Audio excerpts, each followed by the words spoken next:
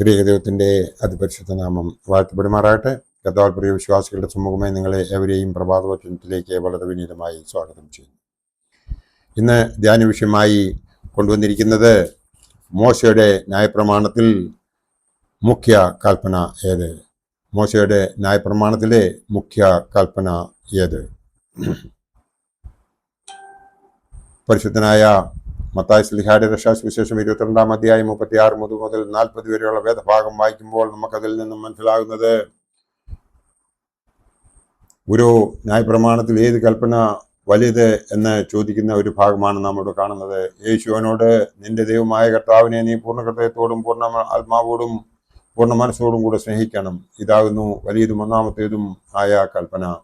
രണ്ടാമത്തേത് അതിനോട് സമം കൂട്ടുകാരനെ നിന്നെ പോലെ തന്നെ സ്നേഹിക്കണം. ഈ രണ്ട് കൽപ്പനകളിൽ സകല ന്യായപ്രമാണവും പ്രവാചകന്മാരും അടങ്ങിയിരിക്കുന്നു എന്ന് പറഞ്ഞു. ഇതിൻ്റെ സാഹചര്യം നമുക്ക് ഏവർക്കും അറിയാം. സാധുക്യരെ കർത്താവായ യേശു ക്രിസ്തു മിണ്ടാതാക്കിയ പ്രകാരം കേട്ടിട്ട് പരീക്ഷന്മാർ ഒന്നിച്ചു കൂടിയിട്ട് അവരിൽ ഒരു വൈദികൻ യേശുവിനോട് പരീക്ഷണ രൂപത്തിൽ ചോദിച്ച വേദഭാഗമാണ് നാം ഇപ്പോൾ വായിച്ചു കേട്ടത്. നമുക്ക് ഇതിൽ നിന്ന് മനസ്സിലാകുന്നത്, നമ്മുടെ കർത്താവായ യേശു ക്രിസ്തുവിനെ പൂർണ്ണ ഹൃദയത്തോടും പൂർണ്ണ ആത്മാവോടും പൂർണ്ണ ശക്തിയോടും കൂടി നാം സ്നേഹിക്കുകയും സേവിക്കുകയും ചെയ്യണമെന്നാണ്. നമ്മൾ എത്ര പേര് അങ്ങനെ ചെയ്യുന്നുണ്ട് എന്ന് നാം നമ്മോട് തന്നെ ചോദിക്കേണ്ട കാലത്താണ് നാം ജീവിച്ചിരിക്കുന്നത്. നമ്മളെല്ലാവരും ദേവാലയത്തിൽ പോകുന്നവരാണ്, വീട്ടിൽ പ്രാർത്ഥിക്കുന്നവരാണ്. എന്നാൽ ഒരു മനസ്സോടുകൂടി നാം പ്രാർത്ഥിക്കുന്നുണ്ടോ എന്ന് നമ്മോട് തന്നെ ഒന്ന് ചോദിക്കേണ്ടതുണ്ട്. ആ ഒരു മനസ്സോടുകൂടി പ്രാർത്ഥിക്കുന്നവരാണെങ്കിൽ മാത്രമേ ദൈവം നമ്മുടെ പ്രാർത്ഥന കേൾക്കുകയുള്ളൂ. കർത്താവ് തൻ്റെ പ്രീച്ചിങ്ങിൽ നമ്മെ പഠിപ്പിച്ച ഒരു കാര്യമുണ്ട്. നിന്റെ വിശ്വാസം കടുമണിയോളം ഉണ്ടെങ്കിൽ നീ മലയോട് നീങ്ങിപ്പോകുവാൻ പറഞ്ഞാൽ അത് നീങ്ങിപ്പോകുമെന്ന്. അതായത് നമ്മുടെ വിശ്വാസത്തിൻ്റെ ദൃഢതയെക്കുറിച്ചാണ് ഇവിടെ എടുത്തു പറയുന്നത്.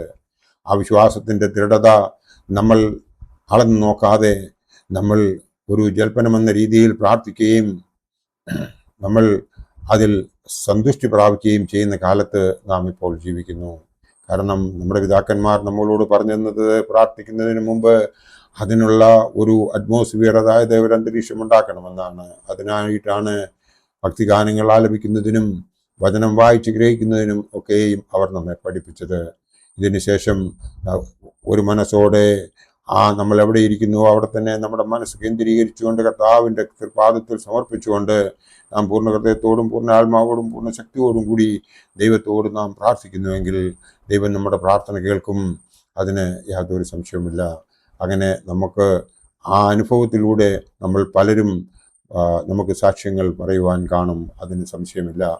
എന്നാൽ നാം ഇന്നത്തെ കാലത്ത് നമുക്ക് അങ്ങനത്തെ ഒരു അന്തരീക്ഷം കണ്ടുകിട്ടാൻ വളരെ പാടാണ്.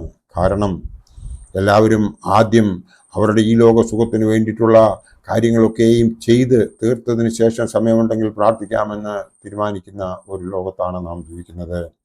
അതുപോലെ തന്നെ സ്വന്തം സഹോദരങ്ങളെയോ സ്വന്തം മക്കളെയോ സ്വന്തം മാതാപിതാക്കളെയോ സ്വന്തം ഭാര്യയെയോ സ്വന്തം ഭർത്താവിനെയോ നോക്കാത്ത കാലത്ത് ഇപ്പോൾ നമ്മൾ സഹോദരനെ സ്നേഹിക്കുക എന്ന് പറയുമ്പോൾ ഒരു പരിഹാസമായോ എന്ന് നമുക്ക് തോന്നിപ്പോകും.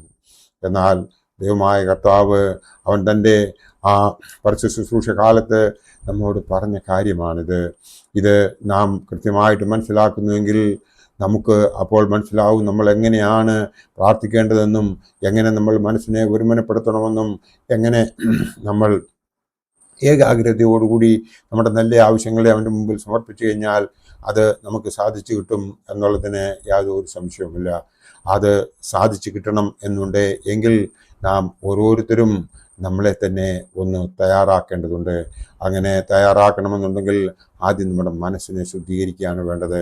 മനസ്സിനെ ശുദ്ധീകരിക്കുന്നതിന് വേണ്ടിയിട്ട് നാം ചെയ്യേണ്ടത് ഓരോ കൂദാശകളിൽ നമ്മൾ സംബന്ധിക്കുകയും വിശുദ്ധ കുർബാനയിൽ സംബന്ധിക്കുന്നതോടൊപ്പം തന്നെ കുർബാന നമ്മൾ അനുഭവിക്കുകയും ആ കുർബാന അനുഭവിക്കുന്നതിനായിട്ട് നാം ദേവാലയത്തിലേക്ക് പോകുന്നതിന് മുമ്പ് ആ മസ്മൂറുകളൊക്കെ കംപ്ലീറ്റ് ചെയ്ത് നമ്മൾ ചെയ്ത ആ നേരത്തെ കുർബാന അനുഭവത്തിന് ശേഷമുള്ള നമ്മൾ ചെയ്തിട്ടുള്ളതായ പാപങ്ങളെയൊക്കെ ഓർത്തെടുത്ത്, കർത്താവേ, ഇനി ആ പാപം ഞാൻ രണ്ടാമത് ചെയ്യാൻ എനിക്ക് ഇടയാകരുത് എന്നുള്ള ഒരു സത്യപ്രതിജ്ഞയോടുകൂടി ഇനി ഞാനത് ആവർത്തിക്കില്ല എന്നുള്ളൊരു തീരുമാനത്തോടു കൂടി ചെന്ന് നാം കുർബാന അനുഭവിക്കുകയും പശ്ചാത്തപിച്ചുകൊണ്ട് നമ്മൾ പ്രാർത്ഥിക്കുകയും ചെയ്യുന്നുവെങ്കിൽ ദൈവം നമ്മളെ അനുഗ്രഹിക്കും. അപ്പോഴാണ് നമുക്ക് മോശയുടെ ന്യായപ്രമാണത്തിലെ ഏറ്റവും വലിയ 2 കൽപ്പനകൾ ഏതൊക്കെയാണ് എന്നുള്ളത് നമുക്ക് ഓർത്തിരിക്കുവാൻ സാധിക്കുകയും അപ്രകാരം നമുക്ക് ജീവിക്കുവാനും സാധിക്കുകയുള്ളൂ. അതിനായി ദൈവം നമ്മളെ എല്ലാവരെയും അനുഗ്രഹിക്കട്ടെ. എൻ്റെ വാക്കുകൾ ഇവിടെ ഉപസംഹരിക്കട്ടെ. നന്ദി, നമസ്കാരം.